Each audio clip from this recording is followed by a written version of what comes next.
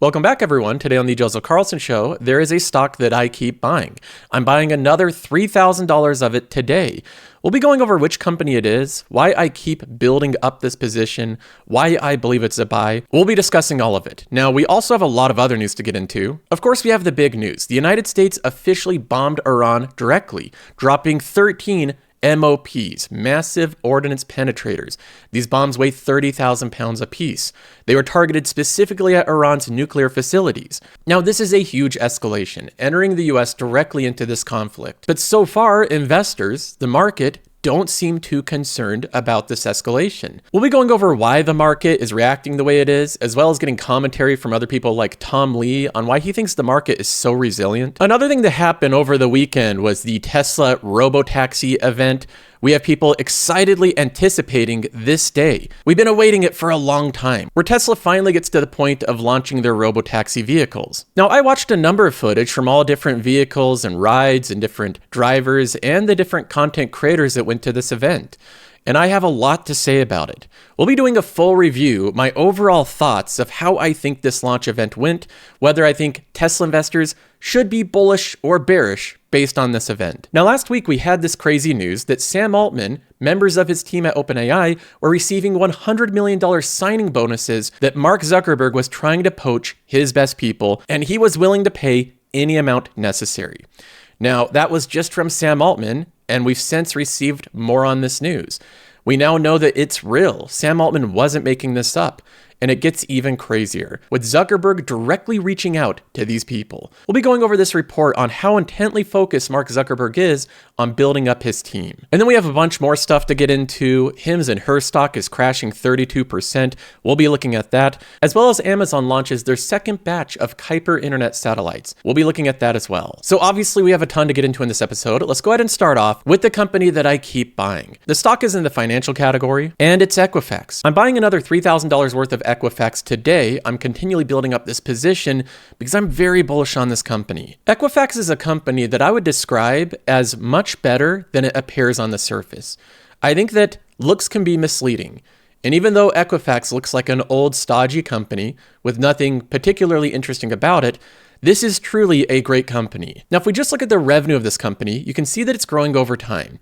It has ebbs and flows, grows a little bit faster at some points than others, but ever since around 2002, it's an old company. Ever since around then, it's grown very steadily. And that's because it's a credit bureau. When you're a credit bureau, you're basically in an oligopoly. You're in a shared monopoly. Those in and of themselves are very high moat businesses. It's almost impossible to replicate what a credit bureau is today. Now, that's not the exciting part of the company. We know that Equifax has grown year after year. They've grown organically due to the housing market, and the need for additional credit ratings has grown. Knowing who you're lending money to is a really big deal. They play a crucial role in that. But if we look at this more specifically, in fact, if we break down this revenue growth by segment, it paints a much clearer picture. We have the KPIs here in Qualtrim. Equifax is broken up into three key segments. The first one is the workforce solution.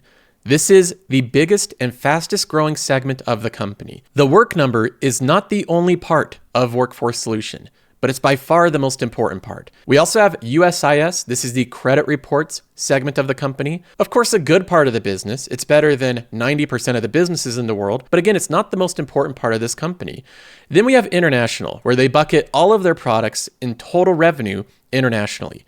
This has probably been the slowest growing portion of the company. If we look at what the company's doing here, and the reason that I remain so bullish on it, it's for two reasons. First of all, we have the credit report part of this company. If we look at just the growth of that, it grows during time periods where people take out more loans, where interest rates are lower, where people are transacting more with home mortgages. Now, organically, this grows over time anyway, but interest rates going down has an outsized impact on this. If interest rates go down in the future, which I believe they will, lower interest rates is a strong catalyst for this company. Now again, this part of the business I believe is better than most businesses in the United States. So even the lesser good portion of Equifax, I still believe is better than most businesses. The most exciting part to me is the work number. It's in the workforce solutions. Now the work number, just a refresher, is a work history verification service where you can look up someone and see their entire work history. What companies they worked at, how long did they work there, what did they do at the company, what was their role, and how much money were they making. The work number contains almost all or all of that information for everybody that opts in. Now, of course, they have all the legal rights to do it. Everybody signs off and participates in it. The work number has proper permission to get this information, and there's lots of companies that benefit from it. The array of companies that benefit from work verification is massive. You have government entities wanting to know if you really have the income that you have. They've all partnered with the work number, both local municipalities and federal agencies. We also have lenders, banks, everybody loaning money wants to verify that you make money so that you can pay back the loan. You have insurance brokers wanting to assess your risk. You have landlords wanting to know that their tenants that they're renting to can really pay the rent, and so on and so forth.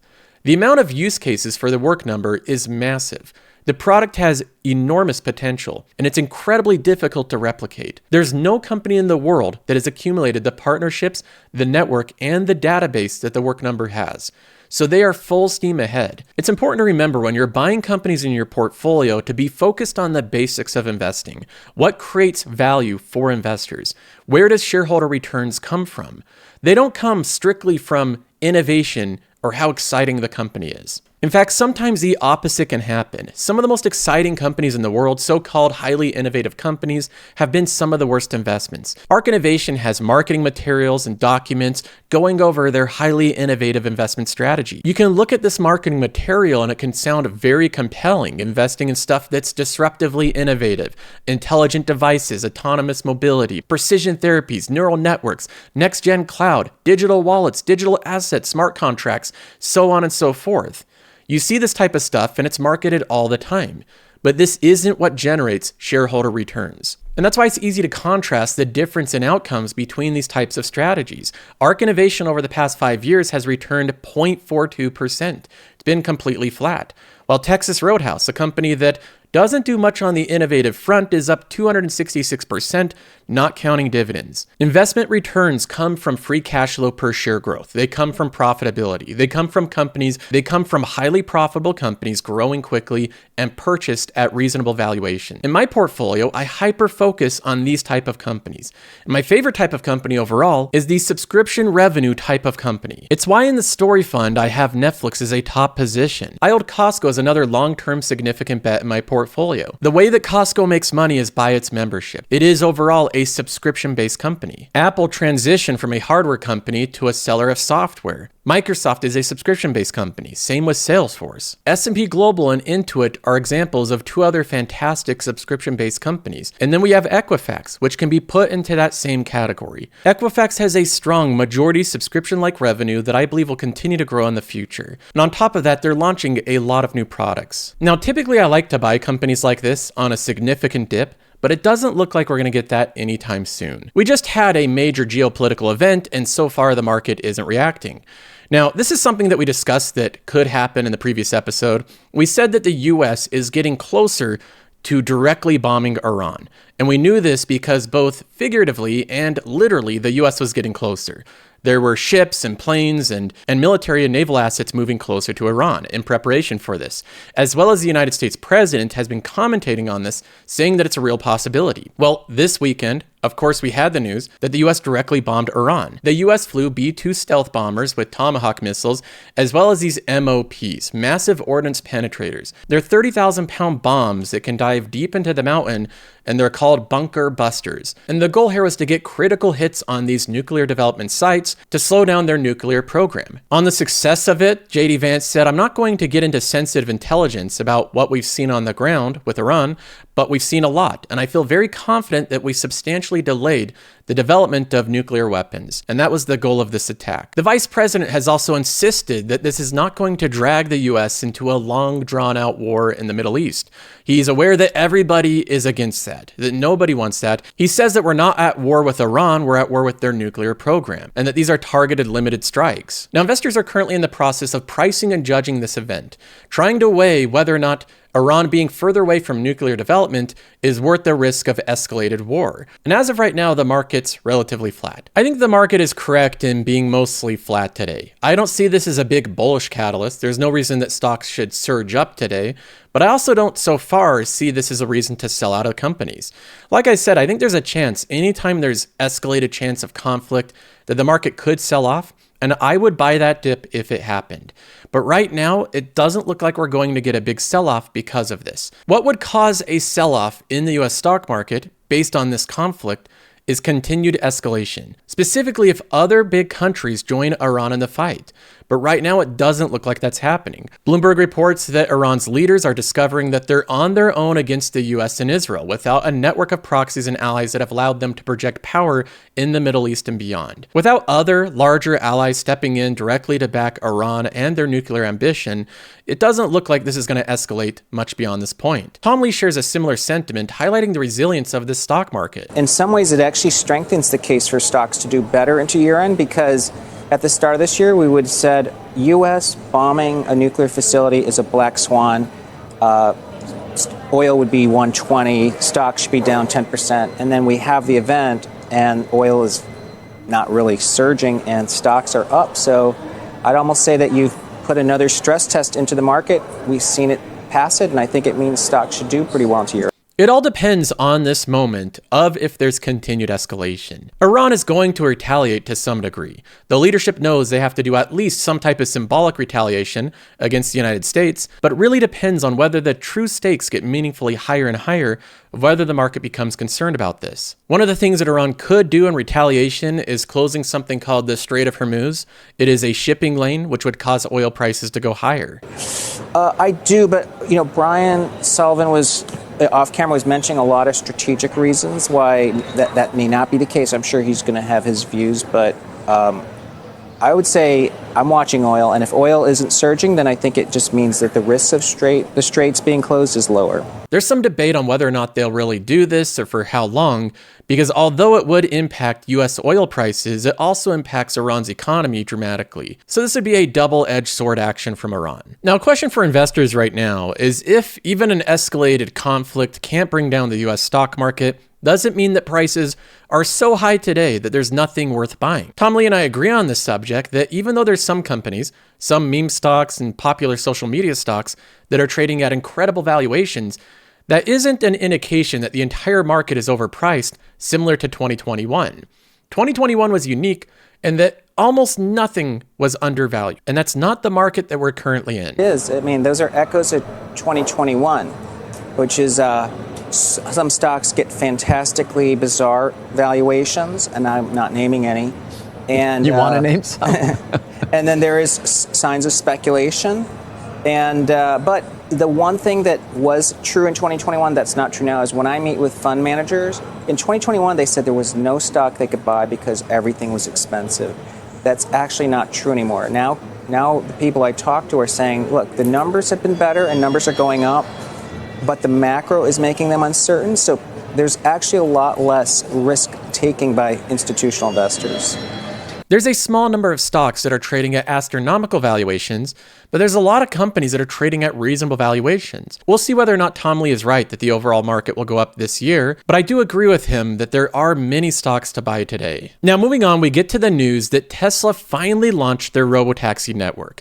It officially happened yesterday. On Sunday, they had a launch event. They invited mostly Tesla influencers, people that are prominent figures in the Tesla community, to congregate in Austin, and with around 10 different Robotaxis, they launched the event. This was just a fun event for a lot of people. You can tell that they're having fun here gathering.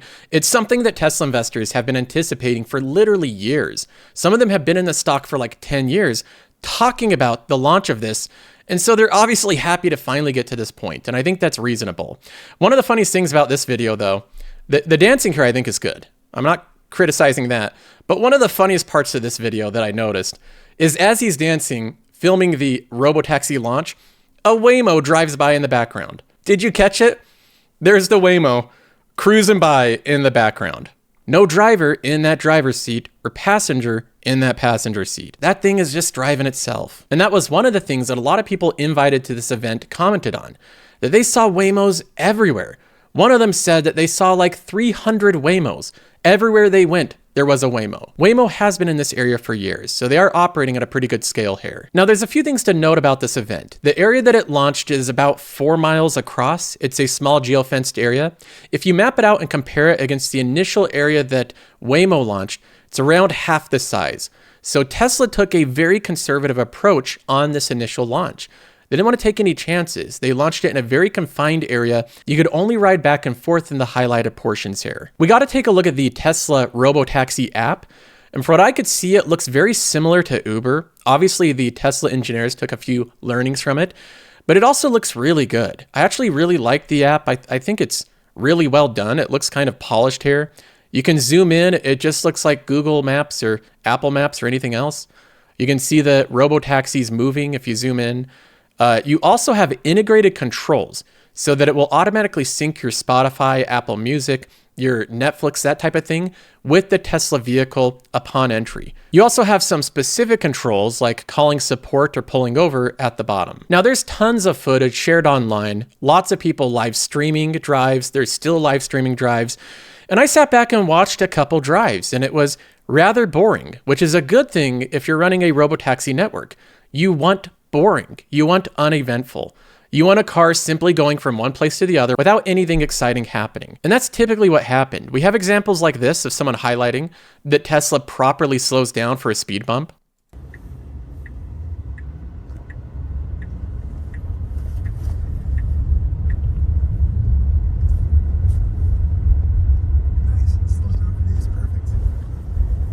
It's cool that it was able to recognize the speed bump and adjust the speed of the car. There's also people that drove that posted full-length drives on YouTube. You can go in and just watch the entire thing.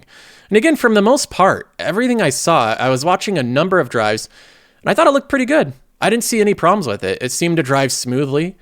People in the passenger seat and the back seat had a good experience. And every one of the Tesla vehicles, they do have a safety passenger, someone monitoring the vehicle sitting there. So that's the person in the passenger seat there, but the ones in the back seat are the passengers. Now, as you can see, they're just cruising around. There's nothing unusual. You can look at the Tesla in different situations. It's stopping at red lights or yellow lights, yielding to traffic, going through all these different types of situations, and it seems to handle them just fine. This is what all the footage was showing. So I'm sitting back pretty impressed with what's going on here. Now, at the same time, there are some complaints with people saying that the pickup location is pretty bad. You have to, in some case, walk blocks and blocks to get to a pickup location. That's an easy fix for Tesla, something that they can likely change over time with some simple updates. The important thing here is the driving, that Teslas are behaving correctly, that they're driving normally. And again, I watched multiple rides, full-length rides, multi-miles, and I didn't see any issues. Now, that was the case until this one part of this one drive. It looks like Tesla ran into some problem with the logic or the mapping. Either way, something went wrong and it caused the Tesla to behave a little erratically here. Here's the exact footage, and this is posted on the Tesla Daily channel.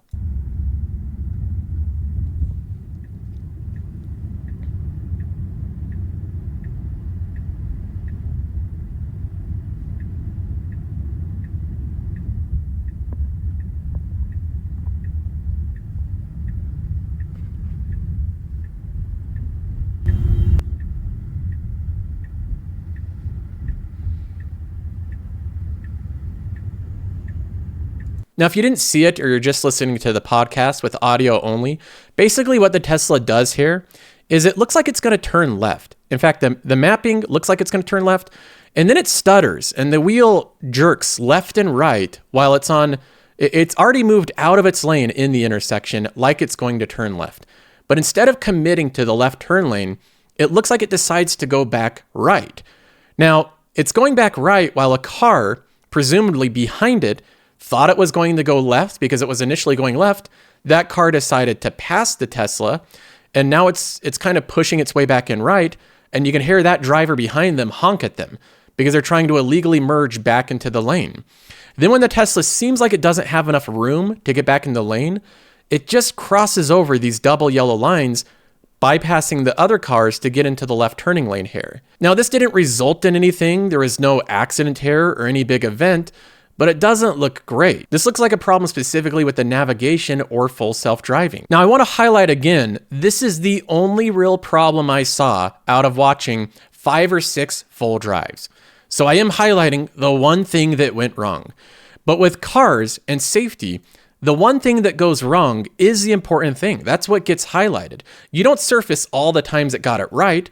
You surface the time it got it wrong. Tesla's Robotaxi network is going to be judged by these type of events, whether they result in collisions or accidents. Now, it's true that Waymos do things like this from time to time as well. We have examples of a Waymo like this blocking an intersection, blocking emergency vehicles from being able to pass for about 30 seconds. So there's examples of autonomous vehicles doing this, and they're never going to be perfect. Now, while Waymo does that from time to time, Waymo also has thousands of vehicles on the road doing 200,000+ rides per week. So they're at a much larger scale already, which makes sense to have more opportunities for edge cases or weird events. In this case, there's only 10 Tesla vehicles, only for a single day, and it's already had a pretty big error, which I think is a bit concerning when you take into account the limited scale they're already operating at. They're seeing this problem on day one, and this isn't even an edge case. An edge case for an autonomous vehicle is something happening far out of the ordinary that only happens once in a million. Things like police officers being in the middle of an intersection, things like dogs running out from a car, things like fog, rain, extreme sun glare. But in this case, there's nothing that happens that's an edge case. From what I can see, it's a totally normal intersection with nothing abnormal happening. So why did the Tesla screw up on a normal intersection? That's a question for the Tesla engineers. And this is going to be a question of how quickly Tesla can fix these issues, how much their future updates can address them to make them so they don't happen at greater scale. The Tesla engineers are going to need to address these specific situations, make sure these type of errors don't happen in the future, because they'll run into more and more of these type of edge cases or wacky behavior as they scale up their vehicle fleet. Bigger fleets, more cars mean more chances of crazy things happening. Now, overall, all things considered, the good and the bad, the way that this was conducted, I consider this a successful launch of the Robotaxi network. I think Tesla, even in this very controlled environment with safety monitors, with a very small geofenced area, all of this doesn't really matter. The big thing that Tesla had to prove to investors is that it's making real steps, real definitive steps towards getting the Robotaxi launched. And they did that this weekend. So you can grapple with the specifics of it. It's on a very small scale. They're charging $4.20 a ride. They have mostly influencers there with people in the passenger seat. There's a lot of caveats, but even so, Tesla is moving in the right direction. And I believe investors should look at this event as a bullish iterative development in the company. Tesla still has a lot to prove. Scaling from 10 vehicles to hundreds of vehicles introduces lots of opportunities for edge cases and weirder things to happen, things that Waymo has been dealing with for years. So there's still a lot to be said for the future, but as of right now, I believe that this is an incrementally bullish move for Tesla. So it makes sense that the stock is up today, that investors are more bullish on it, and I think that this move is deserved. If I was a Tesla investor waiting for 4 years for this company to release the Robotaxi network, even with the small caveats, I would still be happy about this change. One company that this leaves into more question, I believe, is Uber. The only real reason that I haven't bought Uber stock is my concern over autonomous vehicle technology, not just Tesla, but with Waymo. These companies are proving that this technology works, that it can work, that it can scale, and that it can take market share. Now, Waymo is far ahead of Tesla at this point, but Tesla could iteratively expand to more cities and saturate more territory. Some of the uncertainty with Uber's future is already priced into the company with a lower multiple and a lower valuation. And I share those concerns. I think the market that Uber controls basically all by itself right now is going to be challenged by this new technology over the upcoming decade. But we'll have to wait further to see how all this pans out. Now, moving on, we get to this news story, which is a follow-up of a news story which Sam Altman said that Meta is offering some of Sam Altman's best employees $100 million signing bonuses on top of $100 million salaries. So just massive amounts of money. Altman said that so far their top talent hasn't decided to go with it. That's all we knew back then, and maybe Sam Altman was exaggerating. Maybe he was a little bit overstating it. Well, that's not the case. We have further details on this that it goes even deeper than you would expect. The smartest AI researchers and engineers have spent the past few months getting hit up by one of the richest men in the world. Mark Zuckerberg is spending his days firing off emails and WhatsApp messages to the sharpest minds in artificial intelligence in a frenzied effort to play catch up. He has personally reached out, so not members of his team, not his recruiting staff or HR. He has personally reached out to hundreds of researchers, scientists, infrastructure engineers, product stars, and entrepreneurs to try to get them to join a new super intelligent lab he's putting together. Some of the people who received the messages were so surprised that they didn't believe it was actually really Zuckerberg. One person assumed it was a hoax and didn't respond for several days. Now, that does have to be very odd to be one of these AI researchers and have randomly a celebrity status CEO like Mark Zuckerberg message you on WhatsApp or send you a quick message saying, hey, what's up? I want you to join this secret lab of super intelligent people building all this crazy stuff in the future, and I'll give you generational wealth in the process. So I think it's understandable that people didn't necessarily believe it was really him to begin with. But that's really what Mark Zuckerberg has been doing. He's also, if he can't just buy the employees, he's wanting to indirectly buy the employees by buying the companies they work at. At least in one case, he discussed buying a startup outright, just to get the talent within it. While the financial incentives have been mouthwatering, some potential candidates have been hesitant to join Meta Platforms' efforts because of the challenges that it faces in AI. Meta is behind. So even though these people are getting these crazy offers, they do want to align themselves with the company that will ultimately win in AI. Meta struggled to develop cutting-edge artificial intelligence technology, reached ahead in April when critics accused the company of gaming the leaderboard to make a recently released AI model look better than it was. They also delayed the unveiling of a new flagship AI model, raising questions about the company's ability to continue advancing quickly in an industry-wide AI arms race. Zuckerberg is reportedly furious that Meta's falling behind in AI. And now he's on this rampage of trying to buy his way brute force to getting the talent necessary. Zuckerberg also held discussions with Perplexity and offered to buy the AI search startup, according to people familiar with the matter. We have the $100 million pay packages that he's offering to multiple people. And of course, he paid the $14 billion for the AI startup Scale. Now, you can say that this leads to bad culture, but I don't believe that's the correct take here. What I see is a person that will stop at nothing to win the AI race. He will literally pay any price. He will personally recruit any talent. And in terms of the tactics of whether or not this will work or not, he may not be able to get every employee he wants. There are some that will be comfortable where they're currently at, but I believe overall it'll work. Zuckerberg is going to accumulate a lot of talent with the approach he's taking. Now, we also have news that the stock Hims & Hers is down 32% today. Even for Hims & Hers, this is a relatively big drop, and the reason why is a rather big reason. Novo Nordisk reportedly terminated its collaboration with the company. Now, this was a partner of Hims & Hers, a company that they are working with, and not only have they terminated their agreement, but they've made a lot of accusations for Hims & Hers. For example, they say in their release that Hims & Hers has failed to adhere to the law which prohibits mass sales of compounded drugs under the false guise of personalization and are disseminating deceptive marketing that puts patient safety at risk. They say that we will work with telehealth companies to provide direct access to Wegovy that share our commitment to patient safety. And when companies engage in illegal sham compounding that jeopardizes the health of Americans, we will continue to take action. The quote, semaglutide active pharmaceutical ingredients that are in the knockoff drugs sold by telehealth entities and compounding pharmacies are manufactured by foreign suppliers in China. So they say that they're putting customers' safety at risk, that they're an illegal sham, and that their compounded drugs are made in pharmacies in China. Now, for investors in this company, this shouldn't be a huge shock. Hims & Hers is in an industry that's highly litigious. These type of legal problems and disagreements happen all the time in the pharmaceutical industry. They also happen more frequently in industries that Hims & Hers compete in. Newer verticals of pharmaceuticals like telehealth. In terms of risk factors for a company, there's few that have more lawsuit risk than Hims & Hers. So investors in it are going to see this type of volatility over time. Now, finally, we get to news that Amazon has launched a second batch of Kuiper internet satellites. This is a portion of Amazon's business that if you're not paying attention to, you may forget that they actually have. Amazon has so many good businesses that Project Kuiper, this satellite business, is kind of on the back burners. It's one of these things that investors don't really mention all that often, but could end up being incredibly valuable. And the Project Kuiper business is growing. It's taking bigger and bigger steps to get to real profitability. Now, they're using different partners to launch these satellites into the air. They say that this one was launched using Alliance rockets, and it carried 27 Kuiper satellites. They say that they're continuing this new chapter in low Earth orbit satellite connectivity. Now, to compare this to Starlink, Starlink currently has around 8,000 satellites orbiting the Earth. Starlink, of course, has those nice little dishes you hook up to. You have internet access basically anywhere in the world. I have 2 Starlinks at home. I have the Starlink 3 and the Starlink Mini, and they are amazing products. Anytime I plug them in and point them at the sky, I have high-speed internet within 5 minutes.